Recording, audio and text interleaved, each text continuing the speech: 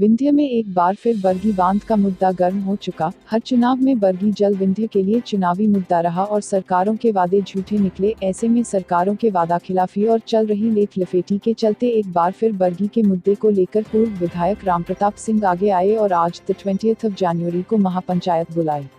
सतना के धवारी स्टेडियम के सामने महापंचायत हुई, जिसमें बड़ी संख्या में किसान पहुंचे। हालांकि इस महापंचायत में विंध्य के हर दल के बड़े निर्वाचित जनप्रतिनिधियों और पूर्व जनप्रतिनिधियों को आमंत्रित किया गया, लेकिन न सत्तादल और न ही विपक्ष के नेता शामिल हुए। हालांकि गैर राजनीतिक इस कार्यक्रम में बड़ी संख्या में किसान पहुंचे और नर्मदा जल विंध्य की धरती पर लाने हर लड़ाई लड़ने का संकल्प लिया। इस महापंचायत में बरगी को केंद्रीय प्रोजेक्ट में शामिल कराने और कोरोना काल की वजह से नर्मदा ट्रिब्यूनल के फैसले को 2024 से बढ़ाकर 2028 तक करने में का संकल्प पारित हुआ। नागौद विधानसभा के पूर्व विधायक रामप्रताप सिंह ने बरगी संघर्ष समिति बनाकर बरगी जल मंदाकिनी में मिलाने की शपथ खाकर आज 20 जनवरी को बरगी के मुद्दे पर महापंचायत बुलाई। सतना जिले की जीवन रेखा मानी जा रही बरगी दाई तट नहर का निर्माण अधर में लटका हुआ है। कटनी जिले के सलीमनाबाद के पास नहर का काम रुका पड़ा है। ऐसे में टनल प्रोजेक्ट तय समय में सफल न होने की आशंका है। प्रदेश सरकार अब ओपन चैनल बनाकर पानी लिफ्ट करने का प्लान तैयार कर रही, जो बरगी संघर्ष समिति को स्वीकार्य नहीं। बरगी नहर की शुरुआती लड़ाई लड़ने वाले पूर्व विधायक रामप्रताप सिंह ने विंध्य में बरगी नहर से नर्मदा जल लाने मुहिम शुरू की है।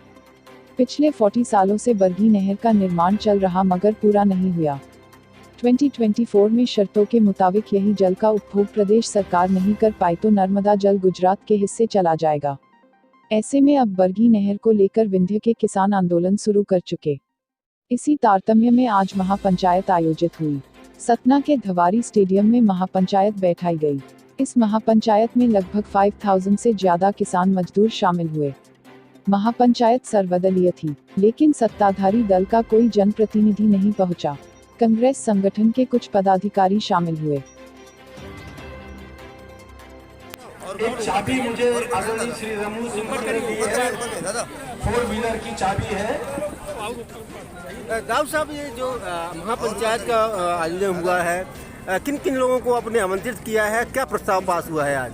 देखिए, हमने सबको आमंत्रित किया है। हमारे इस महापंचायत में सर्वदलीय था।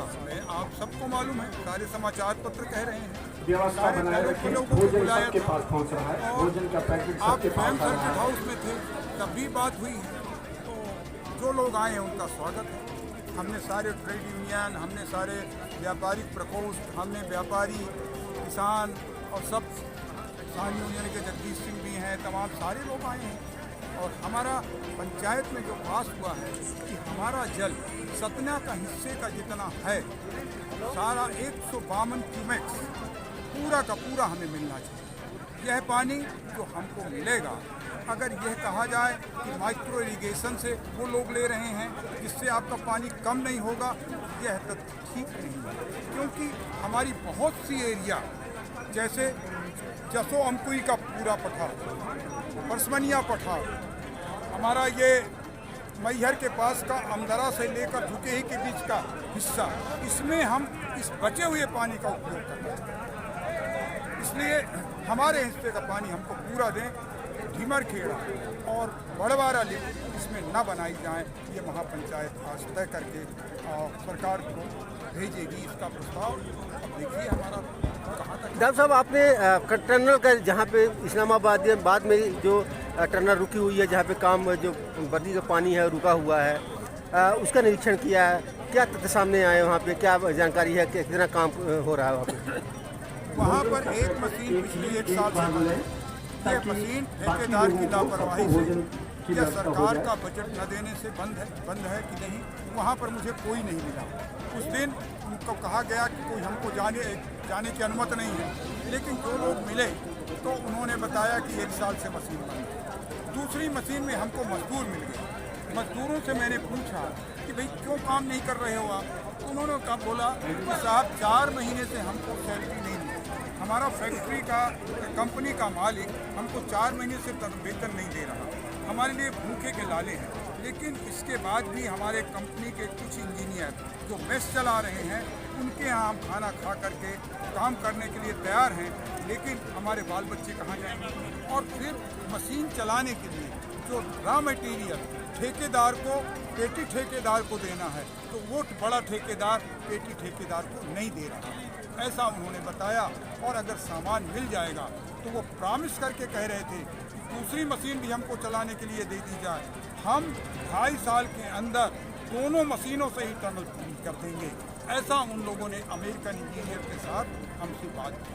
अच्छा दाऊद साहब, चूँकि कोरोना काल चल रहा है, ये जो समय का नष्ट हुआ लॉकडाउन की वजह से, उसको आपने एक बड़ा मुद्दा उठाया है कि इसको इस जो मियाद ही है 24 की, उस पर शामिल न किया जाए। तो किस तरह का प्रस्ताव पास हुआ इसमें? देखिए, विधानसभा में, लोकसभा में हमेशा एक संकल्प आया करता है, और ये संकल्प जब हम लोग वहाँ पर विधायक सांसद चर्चा करते हैं, चर्चा करने में अगर ये देश के हित में है, प्रदेश के हित में है, तो सर्वसम्मत से पास हुआ करता है। कई ऐसे मौके आए हैं, मैंने कई संकल्प रखे हैं और सर्वसम्मत से हमने पास कराए, जिसे विंध्य प्रदेश का संकल्प सर्वसम्मत से पास हुआ।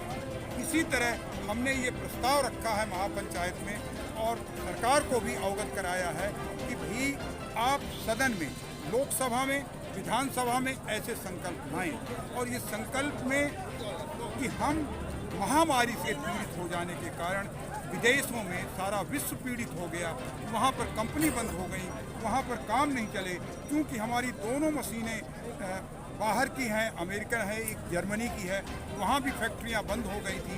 ऐसी स्थिति पर हम सामान नहीं मंगा सके मध्य प्रदेश में काम करने के लिए। तो इस समय सीमा को जो 2024 तक है, ये संकल्प के द्वारा पारित कर हम नर्मदा अवार्ड का 2024 है, उसको 2028 करना चाहिए। अगर जो आपकी मांगे पूरी नहीं करती तो अगला कदम क्या होगा महापंचायत? देखिए, हमें विश्वास है कि हमारी मांगे पूरी होंगी। नर्मदा को सतना आने से कोई रोक नहीं सकता।